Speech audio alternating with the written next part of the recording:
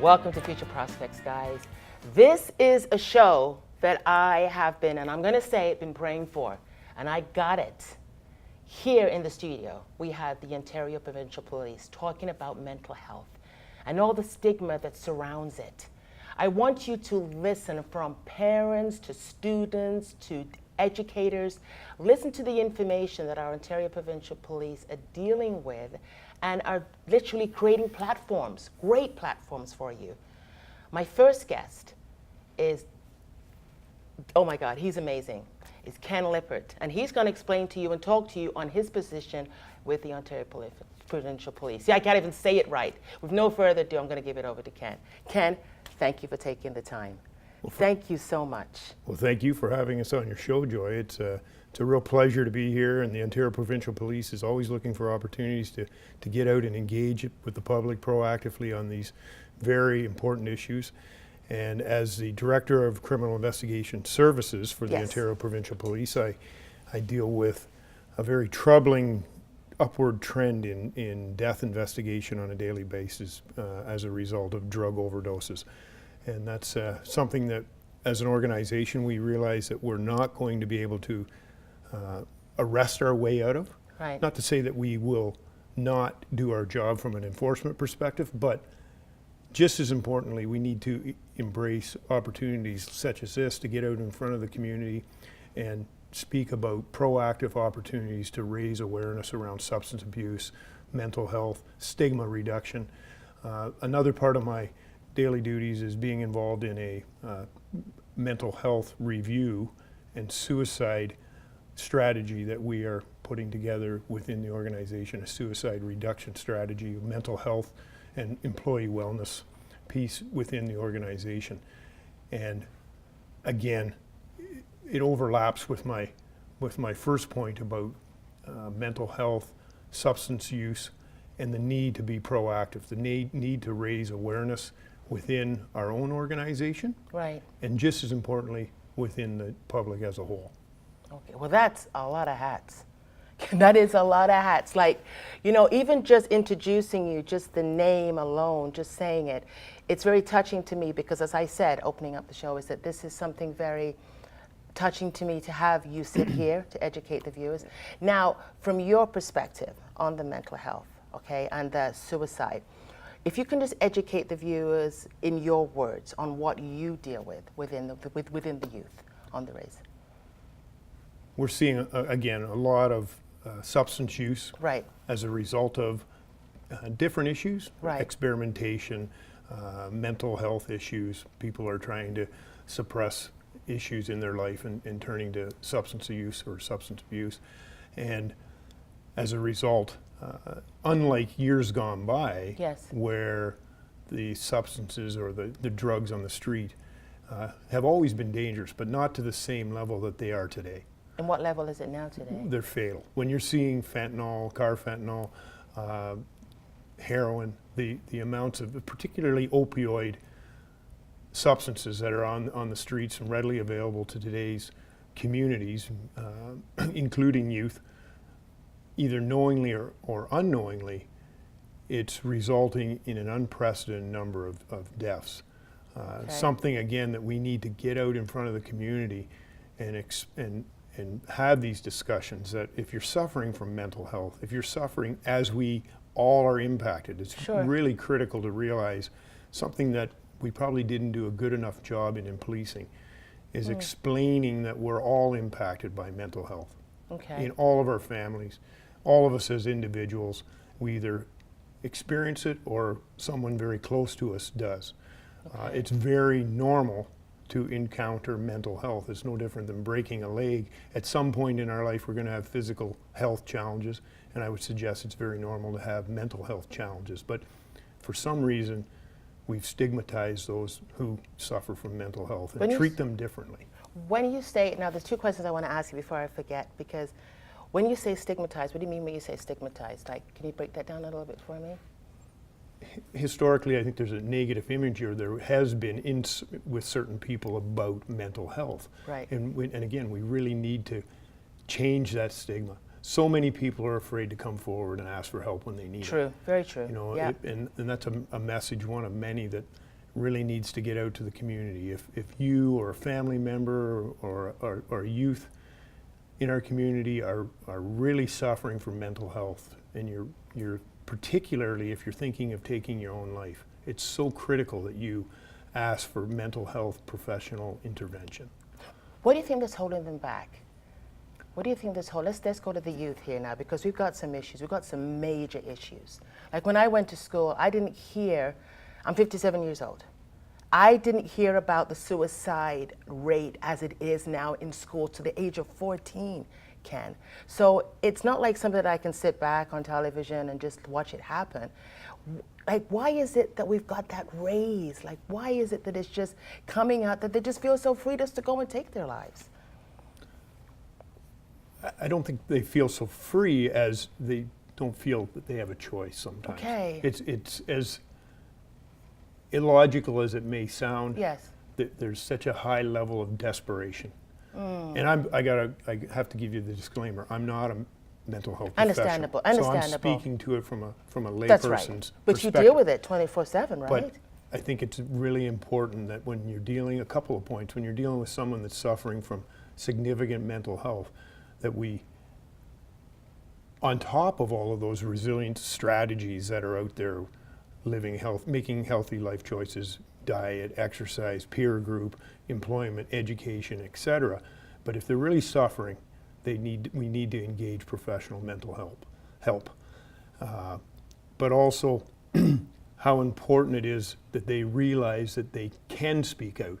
I know even within our police community, yes, as professional, as educated as our members are, we're still afraid to come forward because we're concerned about that stigma.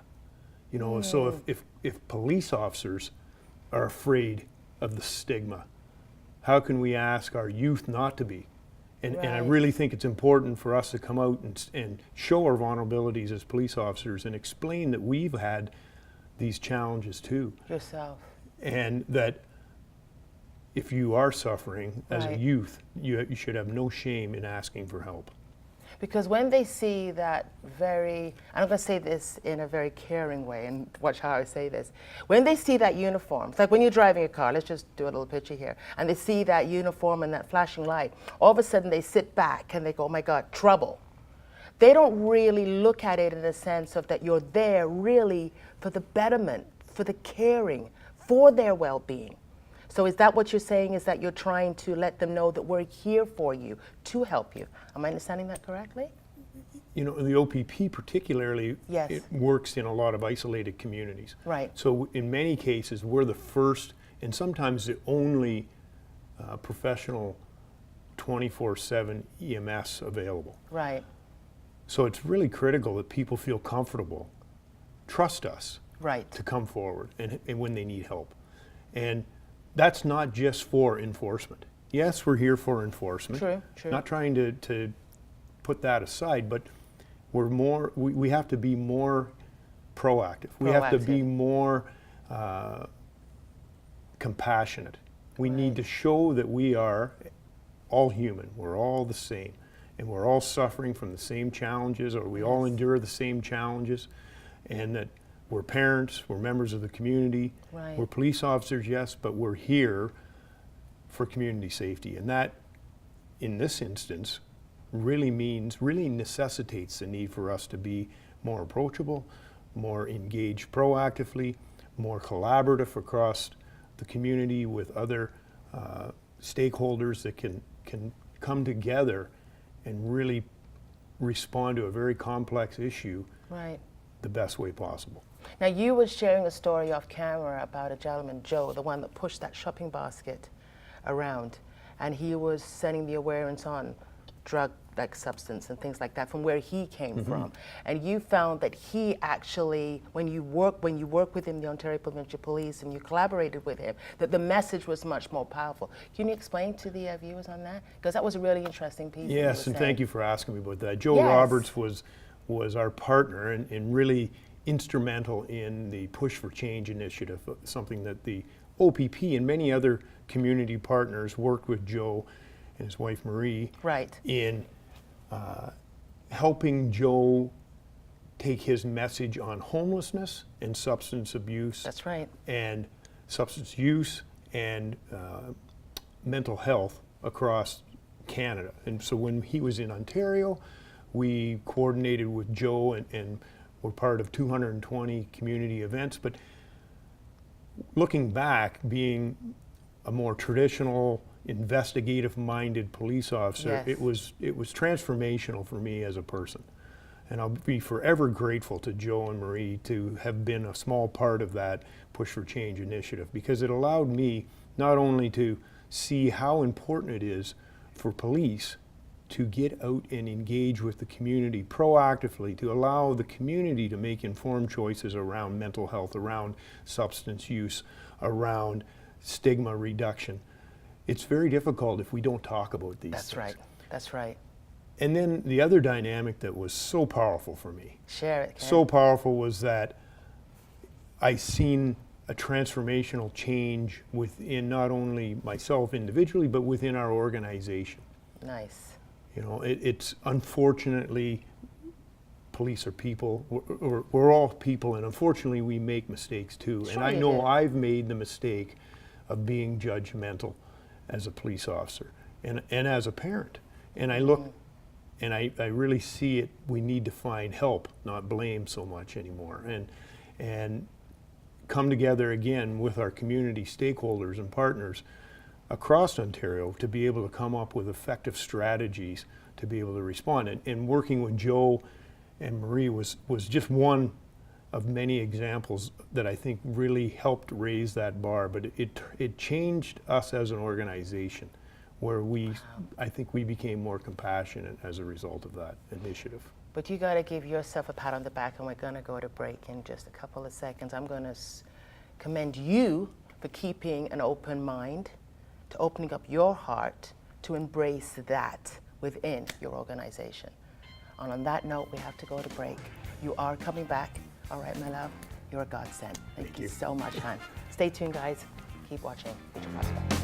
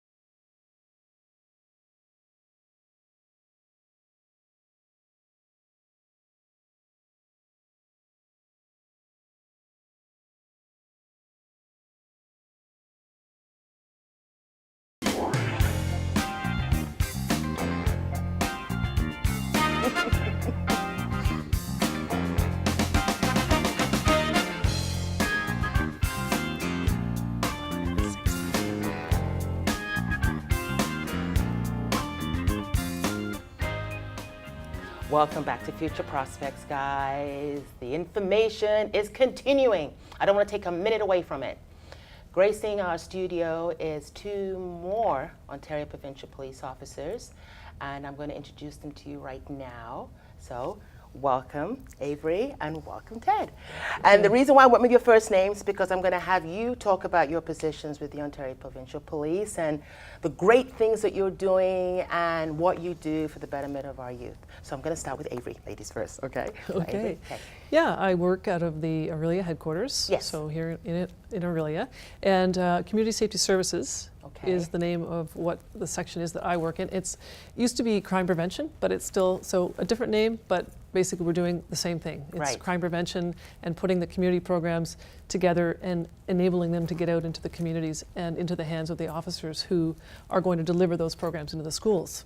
Okay. Can I ask, before I segue over to Ted, why did you change the name? That's important for the viewers to know that. Community Safety Services more follows along with the community safety and well-being and Okay. planning in the communities. We want to be, it's under the ministry as well, the community safety and corrections. So Okay. it sort of follows along that line. Right. And again, we still do the crime prevention piece, Right. but it's community safety and well-being in our communities that the kind of work that we're doing. Right, and it kind of opens up more doors in a sense, like it's not so like, okay, stand off. It gives more of a positive swing to it. Yes, and it's just Okay. in connection with our communities and collaborating with them and the whole community mobilization and engagement piece. It Awesome. speaks to that. Awesome. All right. Thank you. And now Ted, please. So, my name is Constable Ted Dongelmans. Yes. I work out of the Aurelia Detachment as Okay. the school resource officer. So I work in the 3 high schools and the alternative school Okay. in Aurelia. And my main job is engaging the youth. I'm in the schools every day, engaging the youth, and I want to thank you for allowing us here today to speak with one of the issues that is very near and dear to my heart, which is the mental health issues that we are seeing, especially with youth, Yes. especially surrounding cyberbullying and Yes. other online issues, sharing of intimate images, and some other things that come out of the social media piece. Okay, so you're actually in the schools. I am. I try to get into each school every day. Wow. On top of your own duties.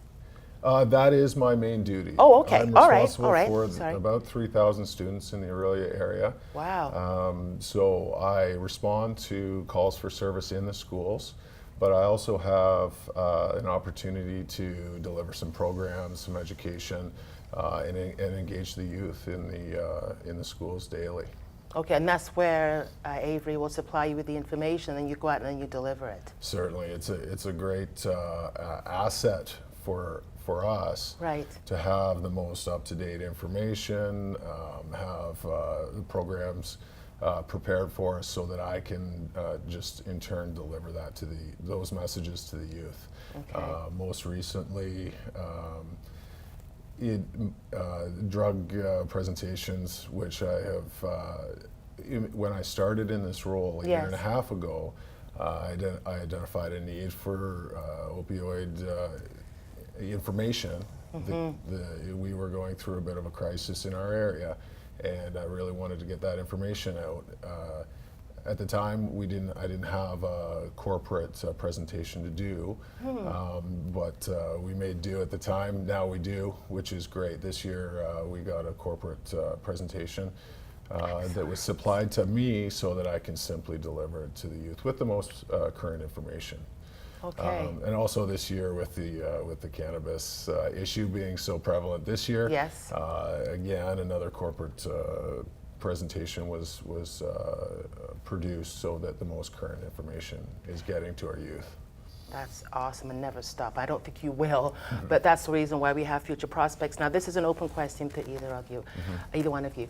How accepting is it that the youth, like when you come into a school, let's be honest, like I said to Ken at our first segment, when they see you in the rearview mirror, they see you walking around the neighborhoods or walking around the school, okay, we're in trouble. But now when you put forth a presentation like that, how engaging are they? Like, Well, I think the idea is we're trying to get better at that because, Yeah. as you say, the police are sometimes regarded as, trouble. Yeah, Yes. we're in trouble. The kids are in trouble. No, but sometimes they are. But we're trying to get that relationship with them, that they're trusting us more, and that they'll be able to tell us information, and that they'll feel comfortable talking about issues that maybe have come up in the schools. Ted was speaking about that earlier. But if we can get the materials and the tools into their hands in order to deliver it, it gets them in front of the kids and being able to have a great conversation with them. And I think Ted knows, like you deal with this regularly, where they come and speak to you, just because they feel more comfortable in knowing it, just because you're in the uniform. Right. You're human, and you have that compassion and the connection. So now, very well said. Very well said, Avery. Now, when you conduct these presentations, just asking, what kind of questions that arise from the audience? Some very interesting ones, because most recently with drug presentations, youth have an array of experience and knowledge and interest in drugs and the drug culture for different reasons. Right.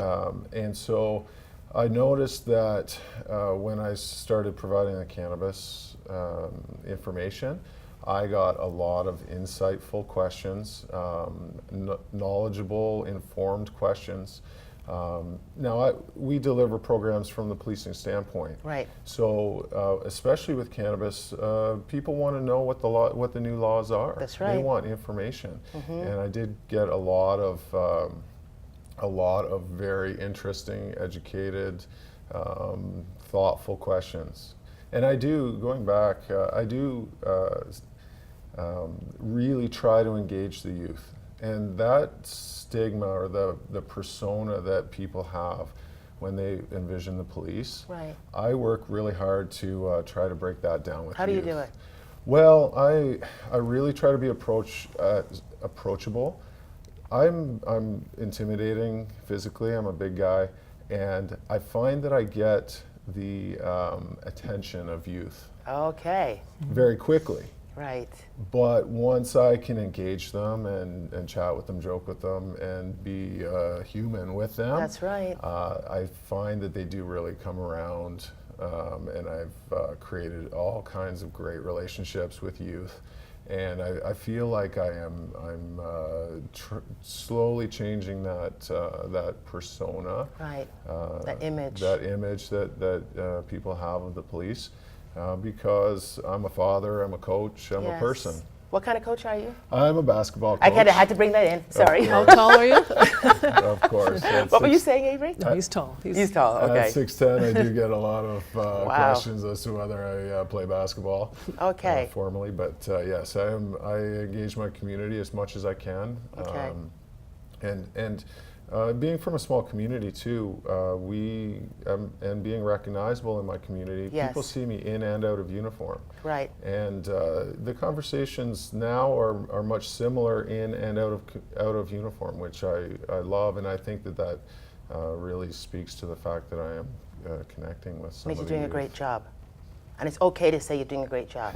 You can say it. Thank you. You say it. Because sometimes you all need encouragement too in your roles. Let's be honest. You need encouragement. So I'm telling you right now, hats off to you both, really. Thank you. You're welcome. Cyberbullying. Okay, Avery, and I know that you put out the information, but from a woman's perspective now, you have children? No. Okay, but you have children every day because you deal with youth, right? So look at it like that. Yeah, I mean, I'm sitting in headquarters, but I do work a lot with our school resource officers and our community safety officers who are constantly dealing with youth, and we have all kinds of other programs that I get out in front of the youth with too, which is like we have a positive ticketing program, which again is handing them out a coupon and saying, look, you've done something great in the community, praising them, giving them something that they've done, acknowledging that, and that's also an icebreaker for them. So I mean, there's a variety of different programs that we have, and Ted actually is more on the ground with them. But yes, in terms of cyberbullying, I think that's what you were asking about, and it's such a prevalent issue and concern, and both in high schools and in the elementary schools. And so we do try to do our best in terms of what programs we can get out there and on the ground and give to our officers to then deliver to the kids. And we do have a great partnership, I have to say, with the Canadian Centre for Child Protection. And their materials are very current, up-to-date, evidence-based. And we partner with them. We actually, O.P.P. has a protocol a formal partnership with them. Okay. And they're allowing us to use their resources Right. to get into the schools. And there's curriculum, age-based programming and lessons from kindergarten to grade 10 that we partner with them in order to use those resources and get into the schools and talk to the kids with that kind of programming and lessons. Okay. Now you talk to youth, correct, Ted? Now, do you ever, this is a question that just kind of a thought in my head, parents need to be educated on what you're doing. Of course, of course. And in my role, I do often encounter the parents. I see the kids every day. I see the youth every day in school. But whenever an issue comes up, the parents are involved immediately. Okay.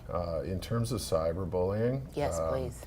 it is I've seen the tail end of it. I've seen the result of it. Yes. And it is very, very damaging for some youth. Yes. It astounds me how fast issues arise. Yes. How quickly things get distributed. And really how out of control it seems. Yes. And that's from an adult perspective. So I could imagine a youth trying to navigate that world now, They and can't shut it down. not having the coping mechanisms and, Right. the resilience that I have. I really feel for the ones that get caught up on the wrong side of it. Yeah. It's you can step in anytime, Avery, if you Yeah, have no, something I was just say. going to Please say do, that jump in. here we have bullying, and we've always had the bullying issues and problems in schools and, Right. and in our communities. But here now we have cyberbullying. It just adds that other element that complicates it even further. That's right. So we try to teach and tell and talk to the kids and try to explain to them, like, think before you, right? The think That's right. program, think before you text. Just think about it before you send that message. What's it going to mean? And we try to help them stop and think about it for a minute. Right, because, and I know what you're saying, I truly know what you're saying, but when I hear of the issues, I feel that with what you're doing is phenomenal. It could be added another component where I would love to see you both in an open forum. Mm-hmm.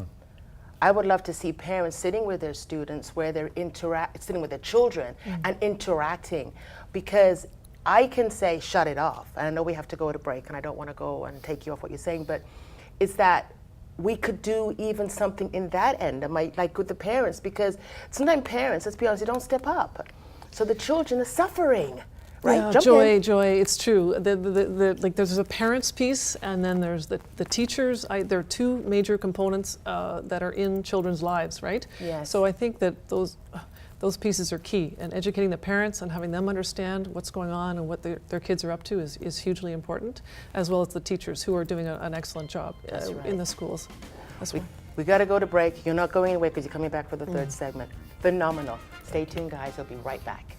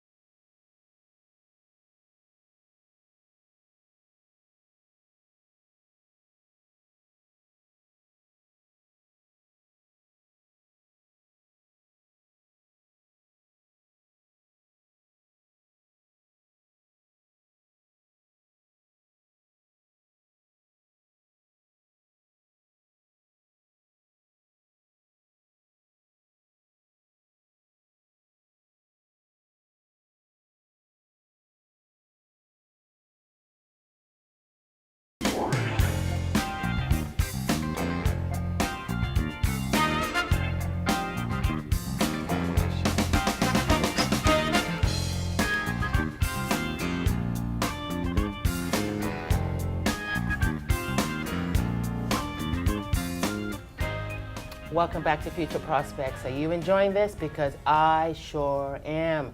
I'm going to say this before we segue over to these amazing leaders and role models within our community and surrounding. Listen, take notes, and don't ever come to me and tell me that you don't have the information to apply to your needs. And no further ado, welcome Ken, welcome Avery, welcome Ted. Oh my God, Ted. I apologize, honey. So this is great. So we have a great platform here. I'm going to throw it out, and anybody can jump in, all right? We talked on the last segment about parents' engagement, okay? How is it important, Ken, to have parents more engaged within the platforms that you provide in the schools? Like, I hear that we don't, and I know we don't, because I know that when even schools put out parent council meetings, you can't find them. Just saying. So why is it so important? Parenting it arguably plays the most important role here. Mm-hmm. There's certainly a need for all of us to work together more collaboratively. Yes. But when you think about the role of a parent in setting parameters and guidelines for their children and monitoring what they can and can't see through their smartphones or on the internet at a young age, ensuring that they make healthy choices, whether it be diet, sleep, sports, peer groups, schooling, etc. And then keeping those lines of communications open. It's so critical that we understand where our children are at, what their needs are, what they're thinking, or else when they are in trouble or right. when they are in need, they have no one to turn to, and we have no opportunity to help them. And it's, I think above all, as mm-hmm. a parent, sure.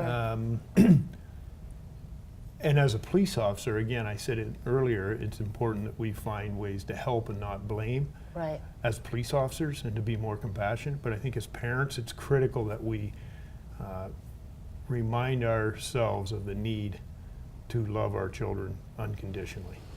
And it's so easy to get frustrated. It's so easy to want to throw your hands up and say, I don't know how to work through this problem. Right. Well, there is support out there. There is expertise in every area of life, whether it's mental health, whether it's substance use, whether it's cyberbullying. There's specific help out there for us as parents, for us as members of the community, for us as youth. But when a child feels that their parent does not love them, or that's right. their love is conditional, mm-hmm.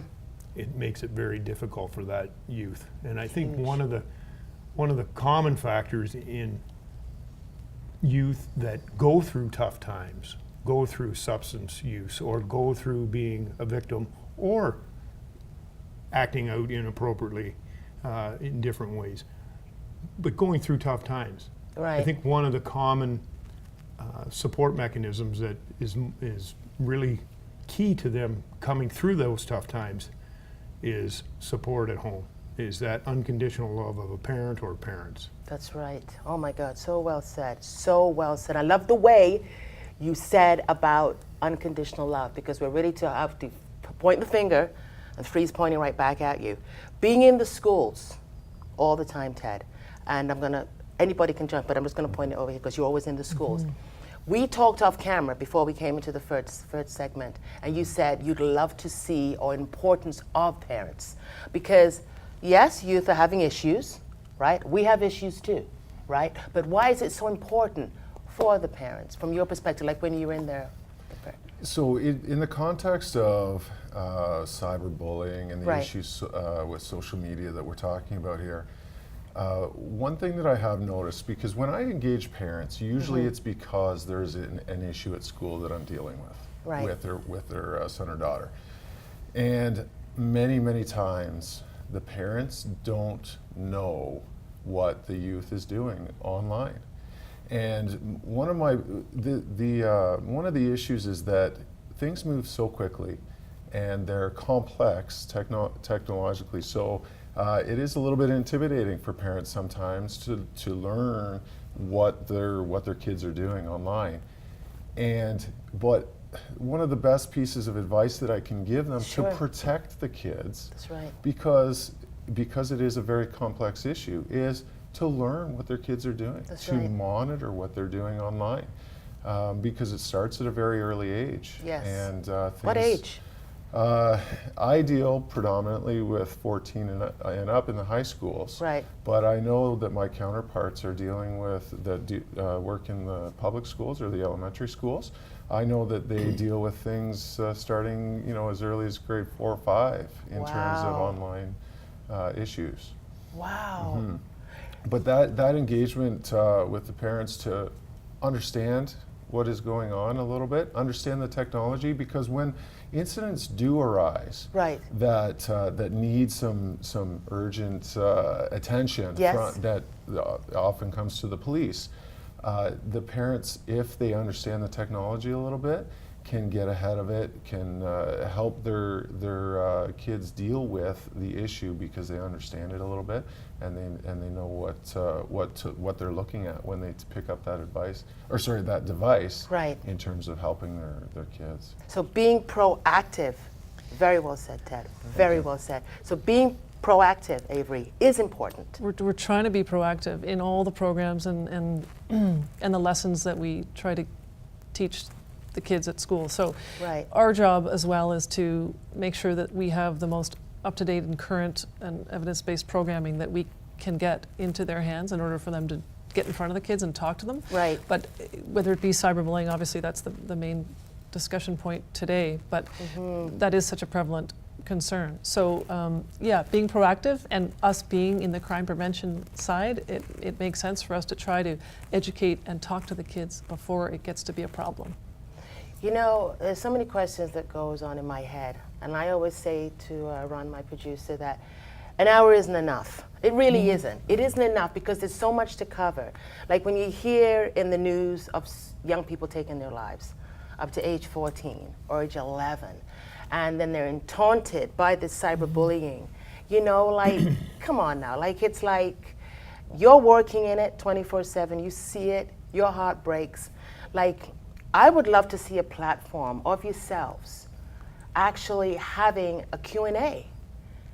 Would that be something that you do, or is it something that they can be looked upon with the O.P.P., with the schools? Is that something that we could engage more, a little bit of a question and answer more? I think anytime the police can interact with the community proactively, it's a positive. Okay. That would be great, because I just find that, as you know, Ted, from being in the schools, is that they have questions. They do. So now I'm going to ask you, you don't have to say names because you can't, but what kind of question that comes from the floor? Because young people are going to be watching this. They're going to see. So they want to know that they're real. They are real. I actually, when I'm doing presentations in front of youth, I always leave a good amount of time for Q&A. Excellent. It is my favorite part of the presentation. Why? Usually because I get such insightful, interesting questions, and that is where I learn what the issues really are. If I'm presenting information, that's what I feel, or corporate communications feels is what we need to teach the kids. Right. Where I learn what they need to know is through the Q&A, because I do find that I get some really insightful and interesting and educated questions. Okay. Now there's something that we did say, and did you want to say something, Avery? No, it's good. Okay, because there was Says it all. something that you said off camera, and I always say this to you, and including, I'm a parent, Sean and I, is that we don't ask. We always tell them. Am I wrong in saying that? We always tell them that this is what you've done, but we never ask them, well, why did you go that way? Is that something that within your program that you deliver in the school, is that the kind of a platform? I'm just trying to answer questions if you were sitting here. That's what I'm trying to dig for. Yeah, I think that there's we're trying to get better at that in terms of having the youth talk to the youth, because Right. we know as well, because that's a really neat piece, because we know that they are going to really listen and sort of, if it comes from a youth, it's going to mean a lot more. But with the facilitation of the officer or the community health partner, that kind of thing. Got you. Are the programs structured that when it's introduced, that it actually engages the youth to talk? Yeah, when I deliver, I try to do smaller groups. Okay. And I, much like this setting here, Yes. I don't like to have notes in my hand. Nice. I like to be. Thank you. I like to be personable. I like to engage. Yes. I encourage questions. Put your hand up if you want to discuss something. I might save it for the end, but I certainly do try to get interaction when I do present, because it can direct you where they need you to go in That's those right. presentations. And I think our presentations that we provide are just the vehicle in which to get in front of the kids, and then you go from there and you do what you do so well. And then they talk, and the communication is there, and the trust is built. Awesome. You know, so I'm going to ask, we only got 2 minutes before we go over. Like I said, an hour isn't enough. It is not enough. Ken, we have to go to break soon. The suicide part with the youth. Is there something from yourself, director, and deal with it 24/7? Is there something that you would like to see implemented within the system? Well, specific to the cyber piece, Joy, Yes. I think it's really critical that we see social media as a tool to communicate, as opposed to a lifestyle that we base our own identity on. And I see so many youth today looking at a Instagram account of someone that they think is perfect. Right. And they can't measure up to that person. And that they base their own identity on social media comments. And it's unfortunate because it's so far from reality. First of all, no one's perfect. We all have challenges. We all have issues to deal with. And our identity is anything but what is on social media. Okay. Like, you're a great person, not because you're on social media, but because you care for others, because you're a good mother, because you want to work in the community, because you look after yourself, because you make healthy choices. Your identity, again, shouldn't be tied to Instagram or Snapchat or Facebook.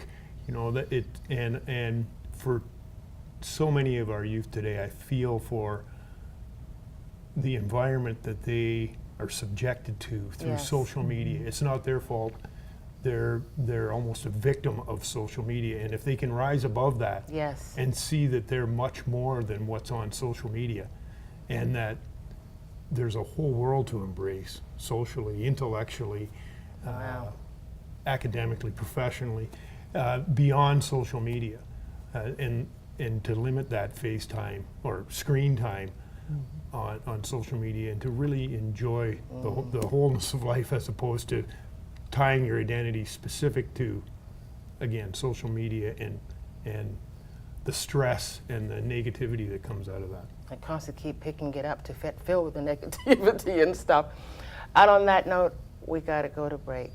And I got to say, there's something right here magical, and I'm very open and very honest that you could be an amazing platform, the three of you. Amazing. Q&A. Get the questions down, because it's right here. I want to thank you, Ted, for taking the time, honey. Avery. Thanks, Tara. Thank you, sweetie pie. I know you're coming back for the next segment. Stay tuned, guys. Amazing. That's all I can say.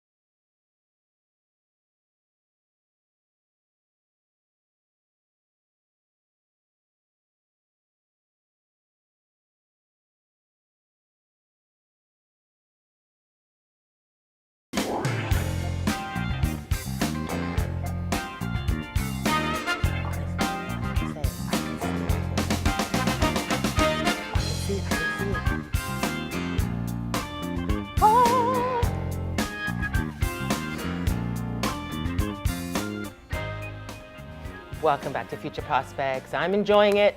I'm enjoying it because it's information to apply. Not talking around a coffee table, is to apply. Welcome back, Ken. Ken, welcome back. Welcome back, my love. We talked off camera, because you know me, I'm real. And we were saying, okay, what do we talk about? In my mind, I'm thinking about there's so much more to cover. But you leaned over with that voice and you said to me, what did you say about parenting? What was it, how you said? What did you say? I said it's tough to be a parent today sometimes. It's there's a lot of challenges in today's world. We've talked about cyber and cyberbullying. We've talked about substance use.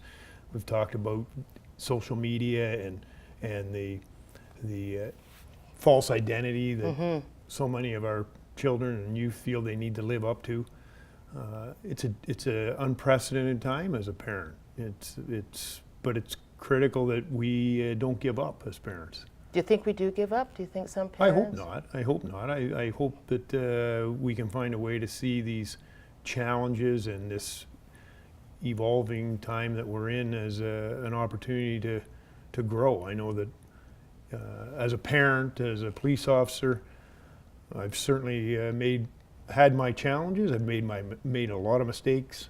We all have. I think that master's degree in the School of Hard Knocks is sometimes the best way for us to learn. We've encountered those real life experiences as professionals, but more importantly as parents, to your question here, that really strikes to the core. We see our children sometimes struggling in the same way that we would have, or that we do, because they're so similar to us. Right. That it strikes home. It's a challenge unlike anything else in life. But I hear now from parents, Ken, that it's tougher now. I sit down with them, the issue we had a couple of months ago. Oh my God, Joy. But it's tougher now being a parent. It's really hard. Like, what do I do?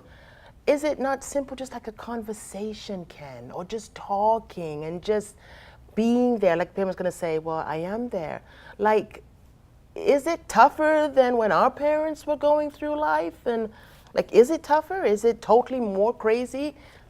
I think society is certainly much more complex today with the internet and the various substances that are out there that we didn't have to necessarily encounter a generation or 2 generations ago. Right. You know, but again, it's so critical that we stand behind our children.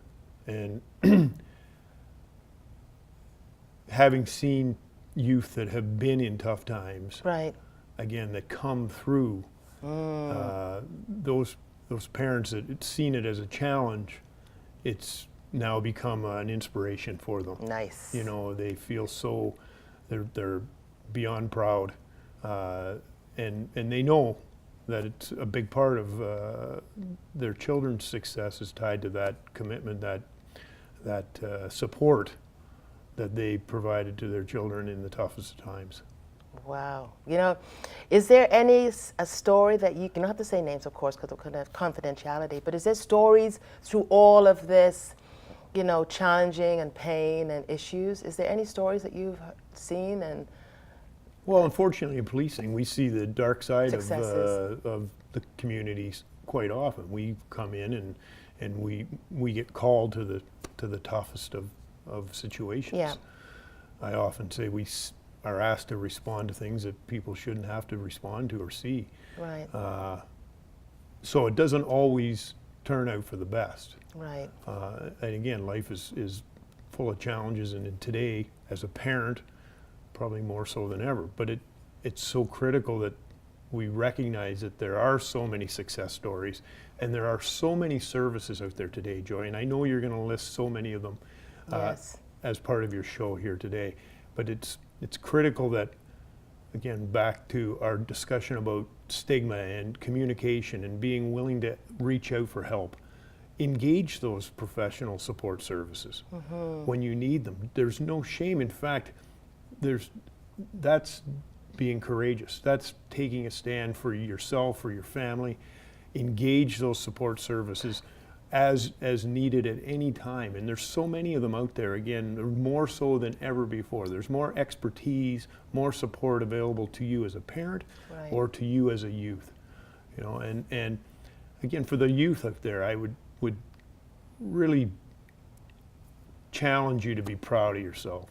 I mean, there's so much, you heard Ted talk about Yes. that the insight, the wisdom that comes from our youth. That's right. It's amazing, and I would invite any youth that are out there that have innovation, have inspiration that the police can learn from, that we can use to help the community more on these very difficult issues, to let us know, to reach out to your school resource officers, to reach out to the local police and share that innovation, because so much of today's youth have a different perspective than old guys like me would have. Old guys. You know, whereas they understand the internet, they understand the challenges that their peers are going through on a day-to-day basis, and it's so critical that they come forward and be part of the solution.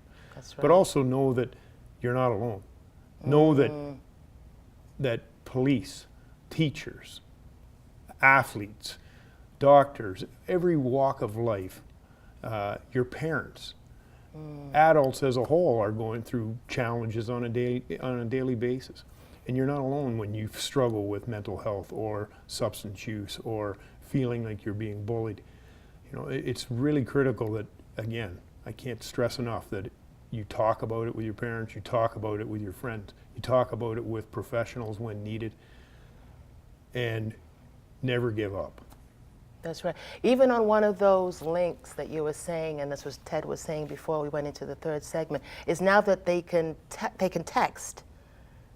They can actually text. So a kid's help phone. So now you don't have to pick up a phone and wait. You can actually text the information. So, but sometimes it's getting from that, because you know what I see when I see you? I see you and Avery and Ted as a powerful voice, because, and sometimes you as police officers, you don't get to hear this stuff. You really, really don't. Like, honestly, you don't. You always hear, well, you know, they're here and stuff. But there is more to you behind that uniform. And I'm going to ask you this, and we don't have much time. What made you choose to be a police officer? What? Why did you choose this role? I really enjoy working with people. I really enjoy investigations early in my career and throughout most of my career. Right.